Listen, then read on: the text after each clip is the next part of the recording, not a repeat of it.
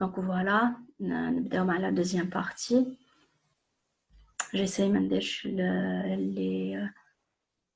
les enregistrements طوال بزاف.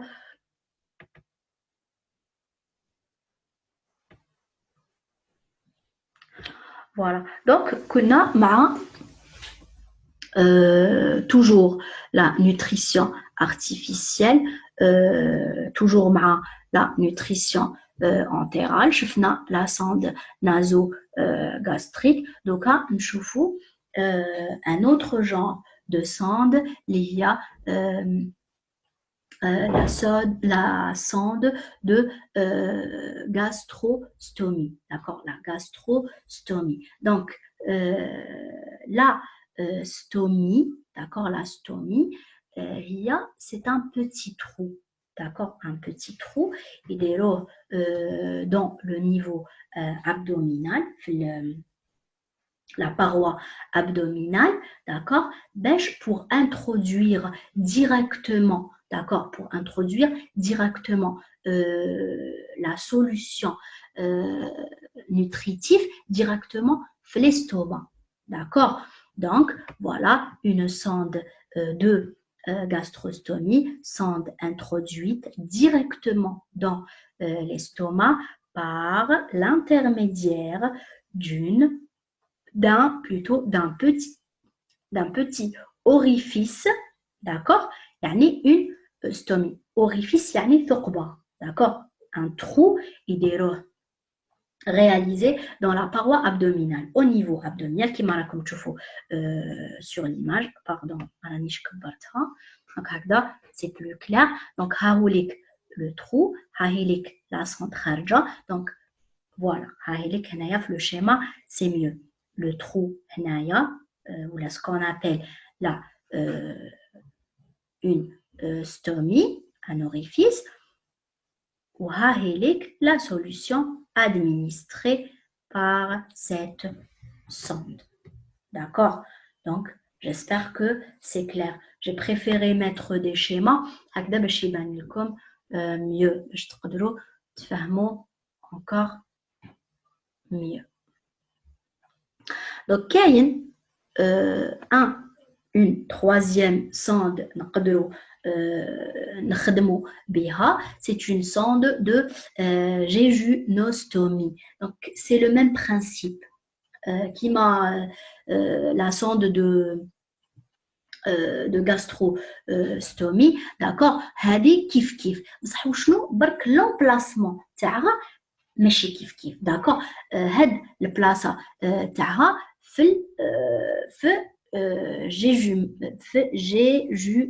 J'ai toujours du mal à le prononcer. Donc, le jéjuna, c'est une partie de l'intestin. D'accord? Donc, nutrition, toujours nutrition entérale, une sonde de jéjunostomie, sonde placée dans le jéjumin, partie de l'intestin située juste après l'estomac, donc par l'intermédiaire d'une stomie. Donc c'est pareil, c'est le même principe qui m'a في الأول, بصح وشنو الأولاني كانت la stomie هنا à peu près, d'accord.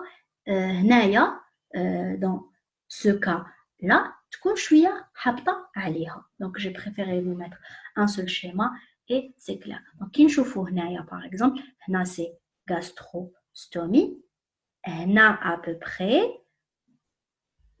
le jéjuna, d'accord.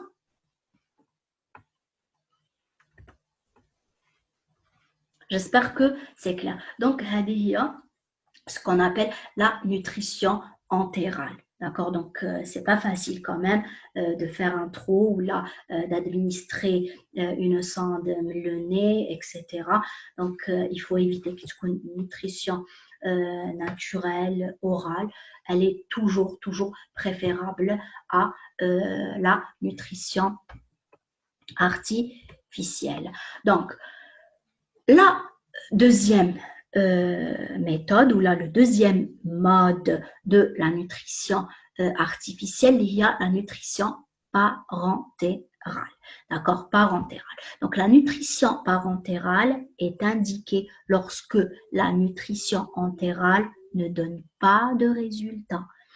وعلاش elle ne donne pas les résultats souhaités, كاين une malabsorption intestinale. D'accord. هنايا le problème راهو في l'intestin. Donc حنايا شفنا في la première méthode de nutrition artificielle est entérale, d'accord. Entérale, on a des nutriments avec des sacs, soit l'estomac, soit l'intestin, d'accord. Donc là, il y a une digestion normale, absorption normale, d'accord. Mais parfois, il y a des cas où la nutrition entérale ne donne pas. Donc il y a un problème il y a un problème d'absorption intestinale. Les intestins, marahomch, imtosso el rivet comme il faut. Donc, il y a un problème. Ou que ces effets indésirables sont intenses. Donc, là, la nutrition entérale a des effets secondaires liés d'accord. Donc par exemple des vomissements répétitifs, des diarrhées aiguës, d'accord. Donc les diarrhées aiguës qui d'accord, on va l'éliminer. Donc une absorption normale pour les nutriments là des vomissements. Donc le corps par cette sonde on va l'éliminer par vomissement. Donc, dans le cas où le tube digestif est non fonctionnel, d'accord, non fonctionnel, en cas d'occlusion intestinale. Donc, il y a des occlusions intestinales. Les occlusions intestinales, un arrêt, un blocage. À un niveau, les intestins sont coincés. D'accord. Parfois les gaz avec la matière fécale est coincée dans un niveau et c'est très grave, c'est très très grave. Les occlusions intestinales maintenant donc la nutrition entérale parce qu'il y a un blocage, d'accord. Il y a un blocage. Avec le blocage la nutrition ou ce qu'on appelle l'absorption ou le transit intestinal ماشي سوا. Donc كاين هذاك le blocage ما يخليناش on peut pas utiliser les nutriments تاعنا convenablement.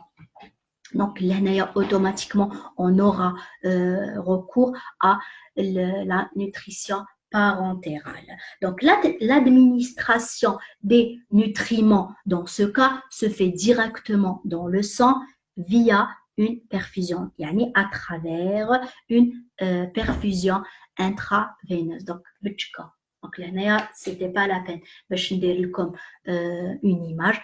C'est une perfusion normale, une solution, d'accord, une solution nutritive où le corps, l'organisme, une perfusion, d'accord. Donc les types de nutrition. J'espère qu'on aura toujours notre santé, ou toujours une alimentation, une nutrition orale normale, parce que c'est très difficile.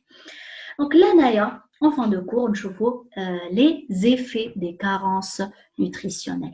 Donc les carences nutritionnelles, des problèmes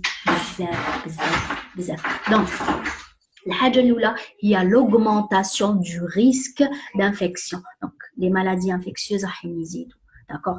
Le corps est faible, est fragile, donc on est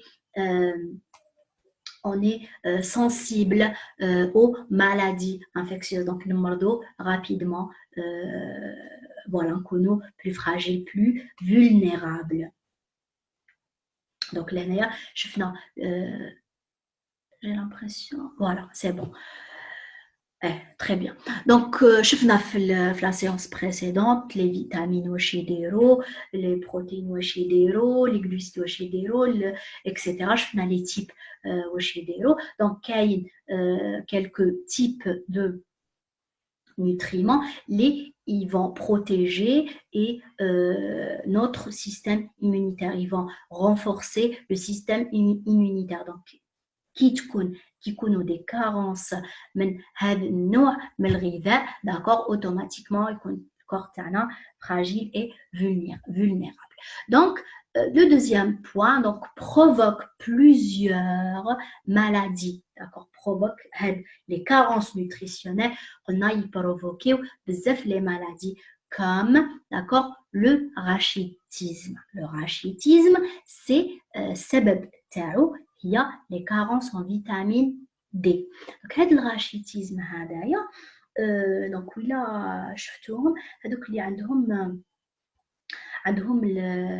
الرجلين تاعهم هكذا شويه شغل des malformations au niveau de l'os. D'accord, vous pouvez voir des images ما درت لكمش. Bref, عندهم même parfois la colonne vertébrale تكون معوجه ما يقدروش يتمشاو مليح, parfois une jambe معوجه, d'accord, جايه هكذا داخله, d'accord, donc vous pouvez voir sur internet qu'il y a des images de la maladie et c'est quand même très grave. Donc l'anémie féripride, d'accord, l'anémie اللي حنا نعرفوها parce que كاين بزاف les genres تاع l'anémie. هاد l'anémie féripride, elle est due à la carence en fer, d'accord, le scorbut, dû à la carence en vitamine C. Donc scorbut, واش يدير des hémorragies, d'accord, des hémorragies par exemple au niveau de la gencive, d'accord, ou la purpura ثاني. Purpura شفنا في le bébé, في le nouveau-né, t'as une maman atteinte de toxoplasmose, d'accord, donc les points rouges sous la peau, donc ce sont de petites hémorragies. Donc la carence de scorbut, il y a le purpura, il y a des hémorragies au niveau de la gencive, même des ecchymoses. Je trouve qu'ils te ضربة وهذاك le bleu. Donc voilà, une apparence d'échymose. بلا ما نديو ضربه يبانوا هذوك les échymoses هذوك. Donc c'est une maladie quand même assez grave qui connaît des carences en vitamine C ou نطولوا, d'accord. Donc هاد la maladie تجي من هاد الشيء. كاين l'ostéoporose, carence en calcium, d'accord. L'ostéoporose, généralement les personnes âgées هما اللي عندهم une carence en calcium. Donc les symptômes تاعها يبانوا بالمطول, c'est pour ça تبان عند les personnes âgées. Donc au cours de leur vie تكون عندهم une carence en calcium, donc automatiquement يكون عندهم l'ostéoporose. Donc هاد l'ostéoporose هي هشاشة العظام. كاين une autre maladie اللي je l'ai citée, هي kwashiorkor. Donc difficile à prononcer, d'accord, c'est la maladie, elle est due à la carence en protéines, d'accord. Donc تشوفوهم généralement هذوك les noirs اللي عندهم كرشهم كبيره, هما tout maigres, هما رقاق, d'accord, وعندهم كرشهم كبيره, d'accord. Donc تاع l'Éthiopie etc. كاين même في l'Afrique noire وكامل. Donc هاد la maladie بانت بزاف, donc ما شكيتش واحد فيكم ما شافهاش.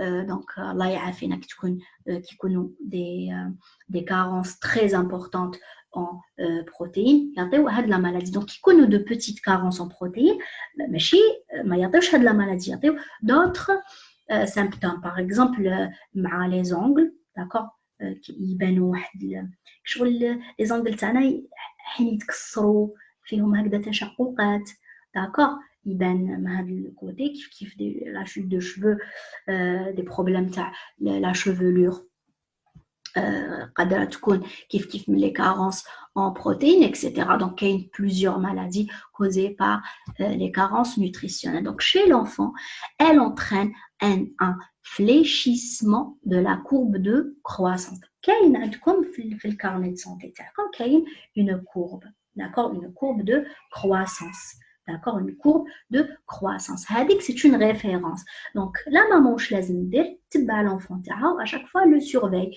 وتواسي les points, tu vois les points, même à un moment, tu vois la courbe, tu vois le munhana, ou tu est-ce que par rapport à la normale, l'enfant, ou là, la croissance est normale, qu'il y a un intervalle, le normal. Donc, là, la roule c'est que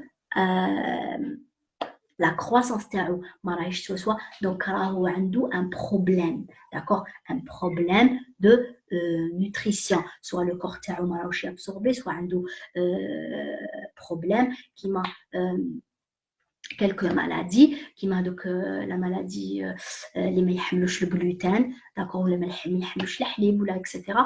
donc عندهم une malabsorption, donc il faut éliminer avec le nutriment avec, et ça donne des problèmes de santé, d'accord. Donc هاد المنحنى ما يكونش سوا يشوفوا un fléchissement, donc راهو تحت العادي, d'accord. Ainsi, en cas de manque grave, on a un exemple, manque grave de vitamine B1, le patient enfant souffrira d'un arrêt de croissance, complètement la croissance. Certains peuvent être victimes de dépression ou même de démence, d'accord. La démence, c'est un genre de folie, d'accord. Donc c'est très très très très grave, les carences nutritionnelles, pardon.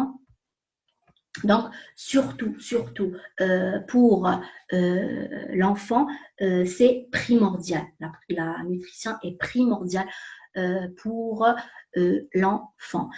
Donc chez les personnes âgées, en réduisant leur mobilité, augmente le risque de chute. Donc, qui تكون عنده une carence, une personne âgée, بنادم كيكون كبير مع الشيخوخة, la mobilité تاعو déjà هي تكون ثقيلة, مع des carences nutritionnelles يزيد يثقل, يولي ما يقدرش يتحرك فاسيلمون, دونك ما يوليش يتحرك بزاف. دونك اون فوا رايح يتحرك يقدر فاسيلمون يطيح. et une personne âgée qui طيح ولا صارت لها une fracture, ça serait pas évident pour elle, donc c'est assez grave. Donc la malnutrition de carence, qui نقولوا malnutrition, احنا شفنا deux cas, des apports excessifs ou là un manque d'apport, d'accord. Donc une malnutrition de carence non traitée, يعني ما داويناهاش, peut entraîner la mort, d'accord. Donc les عنده un problème, il faut le soigner. Donc هنايا نعرفوا بلي que la nutrition est très importante pour notre organisme. لازم نردوا بالنا, لازم ناكلوا équilibré بالكل شيء, des apports لازم exactement شو نسحقوا, d'accord. Donc c'est très très très important. Donc je vous remercie pour ceux qui vont voir et qui vont voir le cours. Donc voilà, à la prochaine, Inch'Allah, à la prochaine séance, Inch'Allah.